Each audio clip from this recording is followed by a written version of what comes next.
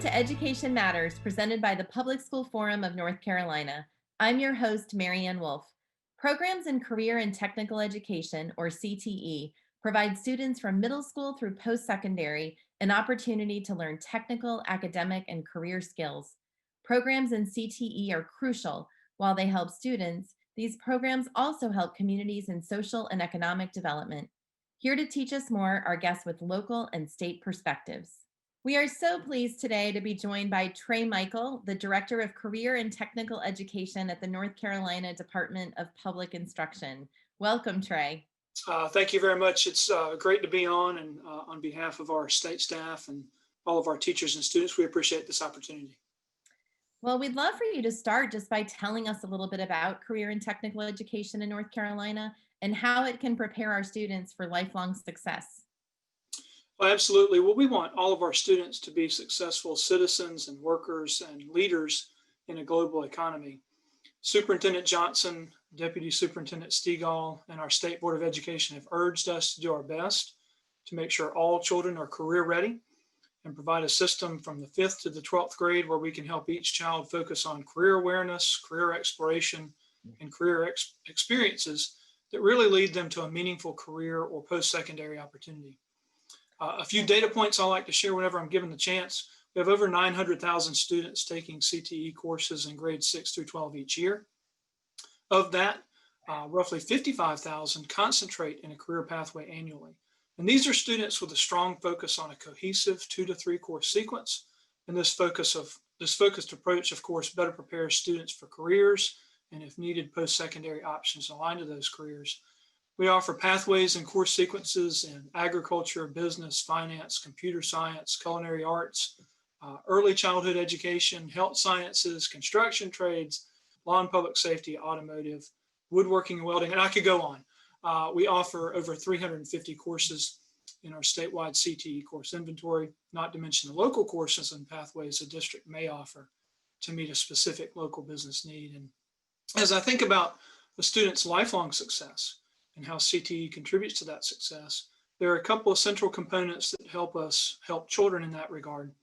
First, we offer 2 courses, Exploring Career Decisions at the middle school level and Career Management at the high school level. Both of these courses help children focus on making great career decisions for their career plans. In our student organizations, FFA, DECA, Skills USA, FCCLA, HOSA, FBLA, and TSA all provide lifelong career-ready skills such as teamwork, public speaking, communication, ethics, and problem solving. It's amazing to hear how encompassing this is. And, I have had a chance to know some students who have really benefited from some of the CTE programs you mentioned. And I wonder if you would share a little bit about some of the great examples you see here in North Carolina. Oh, absolutely. I'm proud to do so. To set the stage, I think it's important to let everyone know that our new federal law requires us to report the number of industry recognized credentials our students earn. Last year, that number was over 240,000, a significant number and significant impact. Many of these credentials are transferable and stackable, which means that they have value well beyond the high school experience. Couple that with the My Future NC goal that 2 million North Carolinians will have a high quality credential or post-secondary degree by 2030. And we can clearly see the impact our local districts and their programs will make on these goals. A couple of examples related to credentials. Gaston County Schools has been a leader in the credentialing area for some time. In fact, they were number 1 in 2 of our major metrics for credential attainment this past year. They have really strong programs in construction trades, biomedical technology, health sciences, computer engineering, and others. And another great example I'd like to share about our programs would be Pender County Schools. They recently hosted the NC Crunch Festival at Topsail High, which highlighted the National Farm to School Month. It emphasized how the agricultural, business, marketing, health, and food and nutrition industries coordinate to get food from the farm to our tables. And of course, you'll hear from Steve Dutton, one of our fantastic local leaders from Anson County Schools. I can't say enough good things about the work they're doing for students. In order for our CTE programs to be successful, we have to consider equity.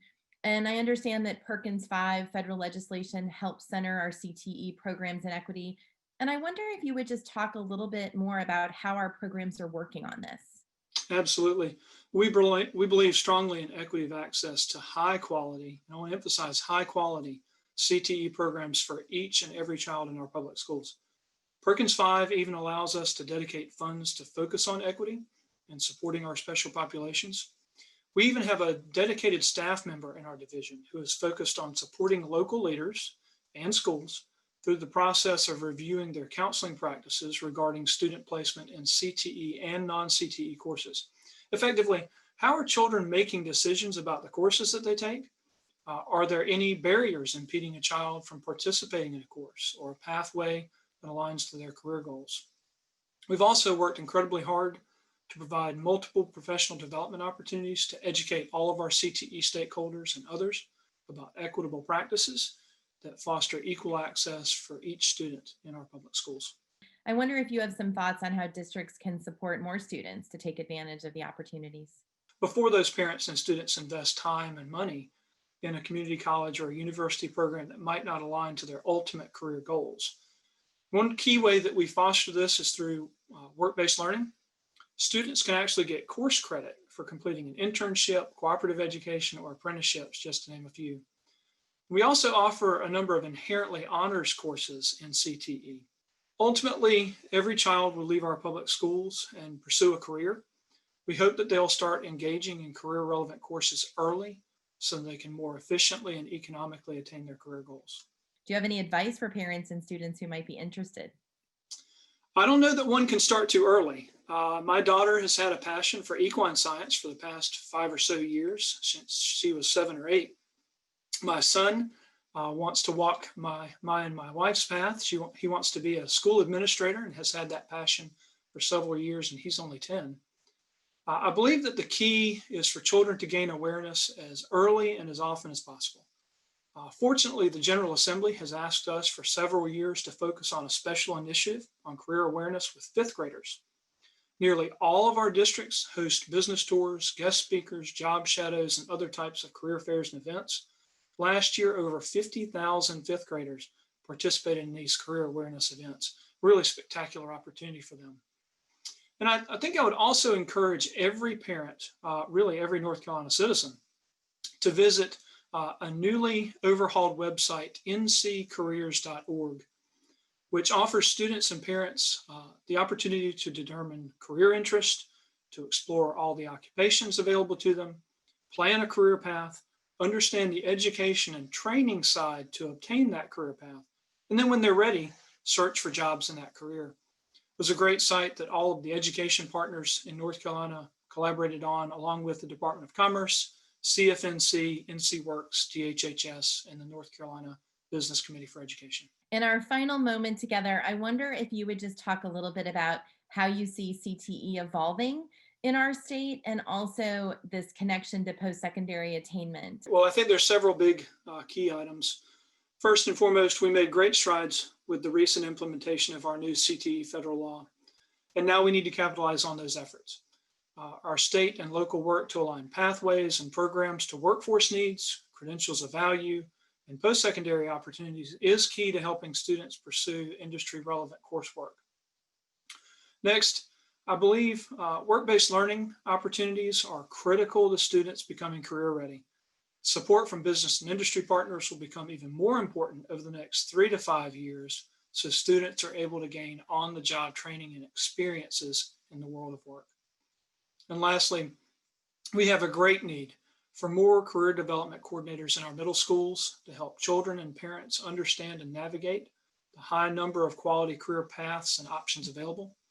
These professionals are critical to our students effectively and efficiently making strong career decisions that will lead to a lifelong of success for themselves, create new jobs or fill critical jobs for businesses, and ultimately economic prosperity for our nation. Well, thank you so much, Trey. As you know, I mentioned to you, I've heard a lot of wonderful things about you and how you support these efforts across our state. And it is clear with the work that's happening and also where we're hoping to go. So thank you so much for spending time with us today. And we look forward to our next conversation. Absolutely. Thank you so much for having us on. We really appreciate the opportunity. After our break, we will have the Career and Technical Education Administrator and a former student from Anson County Schools. Education Matters is brought to you each week in part by Town Bank, serving others, enriching lives. We are so pleased to be joined today by Steve Dutton, an administrator in career and technical education in Anson County Schools, and Carey Manor, a marketing and public relations specialist and former CTE student in Anson County Schools. Steve, I wonder if you could start by telling us a little bit about the career and technical education programs that students can participate in across Anson County. Yes, we've got, we're a traditional high school, and we've got, of the 16 national pathways, we operate 13 of them at our school. And they range in agriculture and construction and architecture, audio, video, technology, communications, business, health science through Project Lead the Way, and which is very heavily in the STEM side, biotech. And we have hospitality and tourism, marketing, human services, so focusing primarily on food and nutrition. We have information technology that we're introducing and expanding. And then we have a STEM initiative through our Project Lead the Way, engineering and automotive. Carey, we're so happy to have you here as someone who has gone through a CTE program. And I wonder if you could tell us a little bit more about your experience and any insights you have on how well your CTE experience prepared you for your career. So my experience was amazing. It really truly was. It set me up for real life experiences, which I had when I took the role as a logger at NASCAR Productions. Um, I was trained by the best. My former teacher, Rusty Baldwin, was actually a producer with NASCAR, and he really set me up for that. And I was passionate about it going into it, and I graduated from Pfeiffer, and every step of the way, I focused on my pathway that I left here from the high school. I continued it, and Adobe programs that I used through the CTE program really helped me also. It set me up. It was awesome. I was always one step ahead, even through college. I was one step ahead of my professors, and they were really blown away by that. What they're learning now is actually in the real world. It's exciting, and they have so many opportunities, so many different pathways, and so many things they can do after they graduate. So I'm just excited to be here and be an asset to add to that. I know there is a huge impact on students who go through programs in your district, and I wonder if you could both talk a little bit about that and what it means to your students, families, and community to have programs like this. Carey? So it's not only for the students' knowledge, I feel it's for the community. I mean, what best way to practice on having clients is using community members. I think it's great. I know when I was here, I would have people from the community reach out to us and like, can you make me a logo? Sure. What do you want? I'd be more than happy. And it gives that real life experience. And especially what I'm doing right now, I've came back home and I've came back to my community, and I'm marketing the CTE programs through all the social media outlets and different stuff like that. And it's really shown our community like, hey, the high school has it going on, like there's all these programs that students have, and it's just an awesome opportunity. I love it. Steve, would you share a little bit too? Yeah, the CTE programs are by design are meant to prepare students with technical, academic, and employability skills to help them be contributive members once they hit the workforce or move on to college to get continuing learning and educational opportunities. And the curriculums are aligned to current business standards and industry standards, depending on which field you're looking at. So one of the things that we do when we're selecting our programs is we review our regional economic indicators, and we work very closely with government and our economic development commissions and our business advisory council within CTE, and we look at what are the indicators in those industries that are going to be growing, expanding, and have a high need for, and then we try to align our CTE program offerings to that so that we're also in the process of developing a higher capacity workforce development pipeline. And that kind of lends itself, puts a partnership between business and industry and education, and we're all in a common focus of trying to build employability skills and in our workforce that will help serve the whole community. And so we put a lot of effort in that. We review those economic indicators very, very closely. And we talk with business and industry constantly to see what's going on in their world and what kind of needs they need out of the workforce to help them remain competitive. So we plan regionally, and we do that in alignment with the North Carolina State economic regions that we have. And the other thing is we do try to have all of our students career or college ready.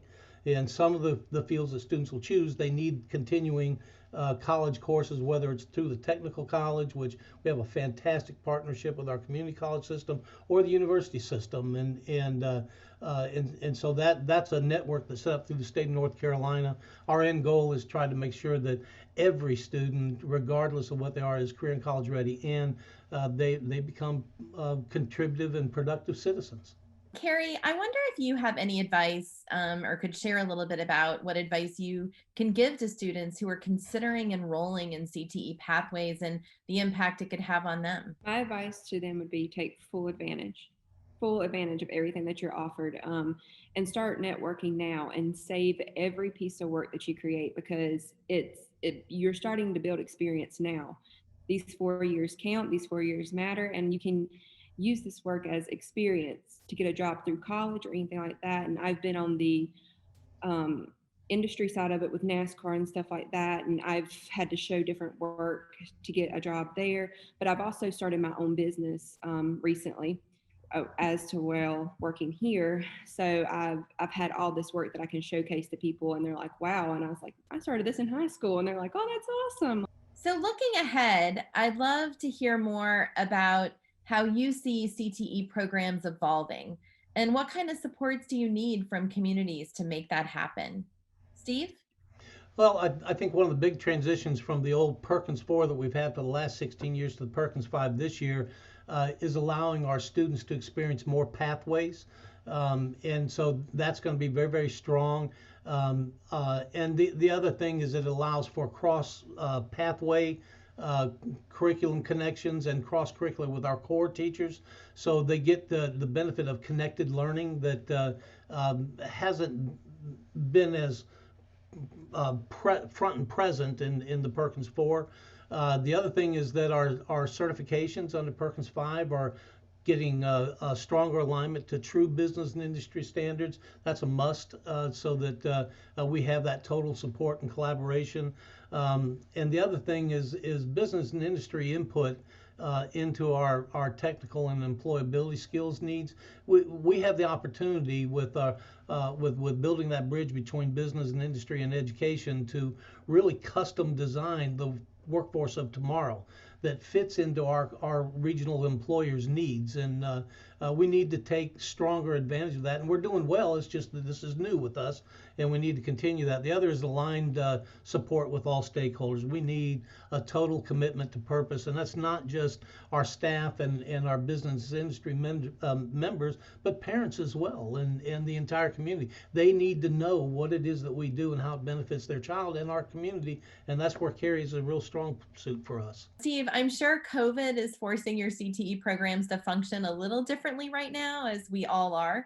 I wonder if you could tell us about how you're doing this differently through this remote or hybrid learning time. Well, we've approached this as a systemic issue within the district, and we have to find alternative ways to get that hands-on learning by building, and we've done some creative things with that, such as one that we're working on right now. Our construction teacher, part of his curriculum is kids have to build a wall. And without being here in the shop and those materials. So we're looking at alternative measures where the key performance indicators that are in the curriculum that they need to learn, like how to measure, how to lay out, and all that, we're using other models and that the kids are going to build, measure, show everything. It's forced out of necessity, but the kids still learn the value of the standard that they have to master, and it meets business and industry standards as well. So those are some slight adjustments that we've had to make, and so far we're very pleased with the progress we've made in that. Well, thank you so much. It's wonderful to hear from the work of your county, to hear from you leading this work, and also Carey is a former student who's come back and is doing so much as well. You're both inspirational for districts across the state and for students and families. And so thank you so much for all that you're doing. It's wonderful to have you here with us. And after the break, the final word. Career and Technical Education, or CTE, is designed to empower all students to become successful citizens, workers, and leaders in a global economy. Whether students plan to further their education in colleges, technical schools, through industry certifications, on-the-job training, or pursue careers in the military, CTE can serve as an important step in a pathway toward a successful career. Here in North Carolina, more than 900,000 students participate in career and technical education programs across the state each year. These students have been able to develop skills both inside and outside the classroom setting in a variety of different program areas, including agriculture, business, computer science, health science, engineering, and more. By enabling students to experience career settings as early as middle school, career and technical education is an important tool to help students identify what their passions are early in life so that they can take advantage of time, one of our most precious commodities, and pursue a career path that is right for them. In a recent article published by EdNC, we learned about Brandy Bragg, who spent a year of studies and $10,000 getting a medical assistant degree, only to learn after working in that job that it wasn't the right fit for her. What she missed in her studies is workplace-based training, and she could have been saved the time and money if she had taken part in a career and technical education program that offered her a chance to experience her work environment much sooner. Today, she is working to make sure that other students don't repeat her mistake, shepherding a regional partnership connecting students to high-demand careers in tangible and meaningful ways. In today's dynamic economy, families often don't know how to guide their children through learning what kind of career opportunities are available and how students can gain exposure to them. And the Northeast North Carolina Career Pathways Program steps into the gap to offer those insights and opportunities. As early as sixth grade, students can begin to identify what kind of high-demand jobs exist and how they may begin on a path toward achieving success in those careers. And not only do we need more programs like Northeast North Carolina Career Pathways, we also need equitable access to these types of local programs in order for our career and technical education efforts to be successful. Recent federal legislation provides states and local school districts with a critical framework to center equity within career and technical education by ensuring that local needs assessments takes place and critical resources are directed to the right areas. As a result, states can better align with the local business needs of urban and rural areas. And there's also been an increased emphasis on recruiting teachers and professionals of color to participate in CTE programs with the goal of closing equity gaps. North Carolina, through the work of My Future NC, has set a statewide attainment goal that by 2030, 2 million North Carolinians will have a high-quality credential or post-secondary degree. And our CTE programs play an important role in making this a reality. Today, we are faced with challenges to workplace-based learning as we work to mitigate the impact of COVID-19. But as we have all had to adapt, so too have our CTE programs, moving meetings online and finding new ways for students to connect with employers.